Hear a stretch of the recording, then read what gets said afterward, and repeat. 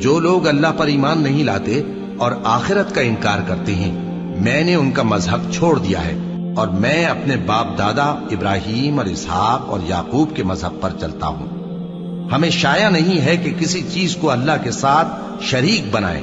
یہ اللہ کا فضل ہے ہم پر بھی اور لوگوں پر بھی، لیکن اکثر لوگ شکر نہیں کرتے۔ اے میرے قید خانے کے رفیقو، بھلا کئی جدا جدا آقا اچھے یا اللہ جو اکیلا ہے سب پر غالب ہے؟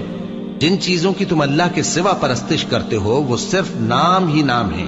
جو تم نے اور تمہارے باپ دادا نے رکھ لیے ہیں، اللہ نے ان کی کوئی سند نازل نہیں کی۔ سن رکھو کہ اللہ کے سوا کسی کی حکومت نہیں ہے، اس نے ارشاد فرمایا ہے کہ اس کے سوا کسی کی عبادت نہ کرو، یہی سیدھا دین ہے، لیکن اکثر لوگ نہیں جانتے۔ اے میرے قید خانے کے رفیقو، تم میں سے ایک جو پہلا خواب بیان کرنے والا